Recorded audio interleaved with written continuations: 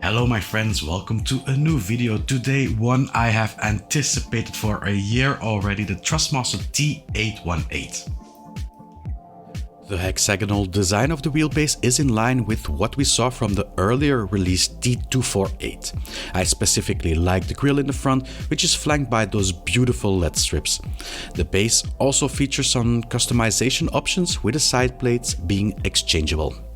Those two features are very important to me personally, as I dislike the boring black on most sim racing equipment. To the sides you have an emergency stop and some menu buttons that can control the LED.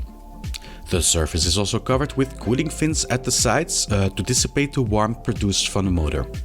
If you like the design or not is personal, but I always applaud manufacturers to think a bit outside the box when it comes to design. The build quality for the T818, well, it's Thrustmaster, so it's plastic.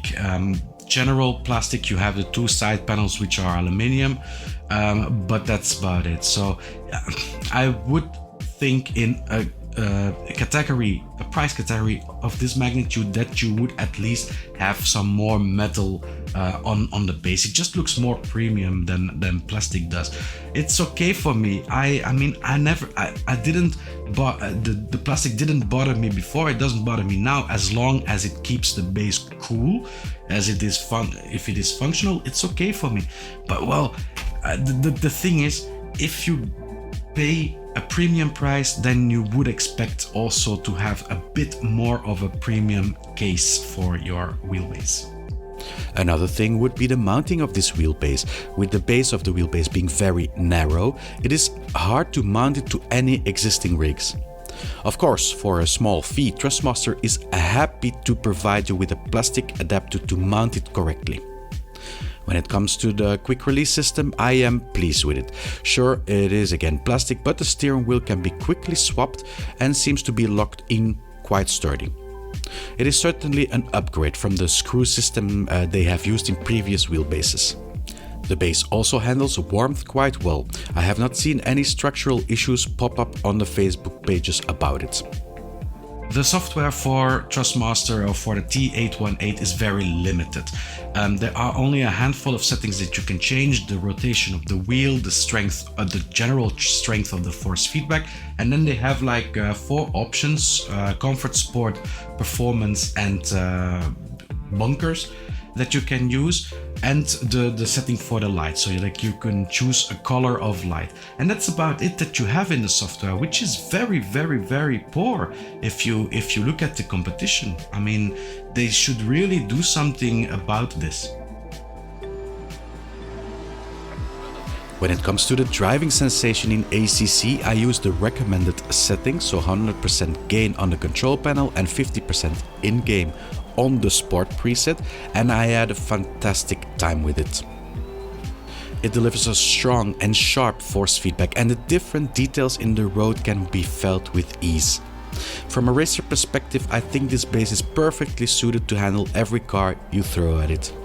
The 10 Nm of holding torque it can generate seems more than enough for this game. I even tried upping the force somewhat, but it became very hard to handle and even unpleasant to drive because it was simply too much. I wouldn't dare to say it is the best, but I would count it between the best ACC driving sensations I have experienced so far. With BeamNG, the wheelbase did not disappoint either. I was amazed with the incredible smoothness of the movements. The return to center of the steering wheel after turning was swift, predictable, and very manageable. The sensation when going up or down a slope was also very well noticeable. There was only clipping when you crashed into something, and the first time I did, I was very thankful that it was only on half the available gain for the power, or it would have probably broken my wrist. I can safely say that it has enough, and for me even too much power available.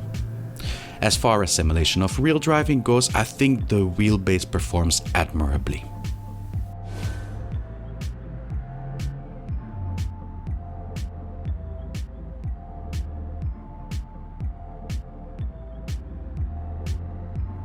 So So the price, €650, is it expensive? Well, if you need to buy a steering wheel, if you need to buy pedals, you're up to €1,000. And for that price, you can get very nice things at the competition too. So I don't think it is new. If you have to buy the complete package, I don't think it is very good value.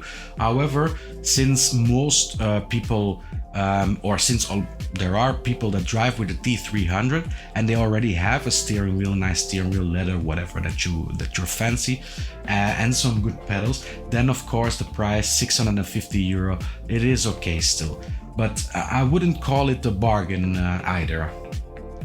The ecosystem of Thrustmaster is medium-sized and has been built over the last years. You have the necessary peripherals like a shifter and a handbrake.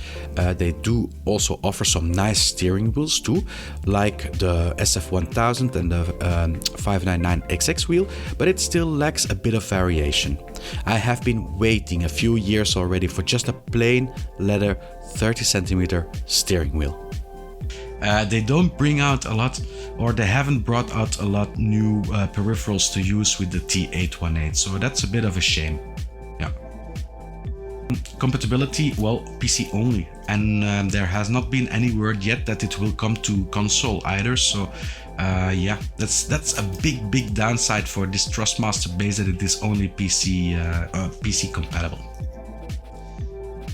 So my conclusion, well, Thrustmaster made some very fine bases. I am thinking about the T300, which is still widely considered as the best starter wheel that you can have.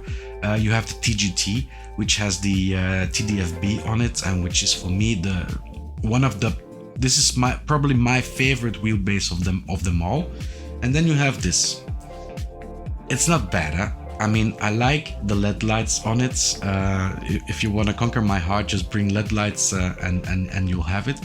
The drive with it is fantastic. I really enjoy driving with it, both in ACC and BeamNG. But yeah, is it worth it? Because it's not that special either. I mean, the TGT was different. The TGT I like because it had that extra feature, the TDFB in it. I would have loved to see it for this price in this base too, and that would set it apart a bit from the others, because yeah, Fanatec has 8 Nm, well, we'll do a 10 Nm constant torque and then it will be a better base. It doesn't work like this. I think Thrustmaster needs to revert a bit back to the French philosophy in car making. French cars in general are not the best built or use the best materials in it, but they are filled with cool gadgets and gizmos and are in general also very affordable. I don't want to minimize the effort that they did with the exchangeable side plates and the customizable LED strip, but I expect a bit more from them, especially at this price. All critics aside, it remains a solid base with very good performance and reasonably good availability due to their good logistics. So in all, not a bad start for their direct drive lineup, and certainly enough to make me curious about the next similar products they will release. Thank you all for watching. I hope you had something from this video. Leave a like if you did, subscribe if you want to see more videos, and I will see you all in the next one. Bye bye.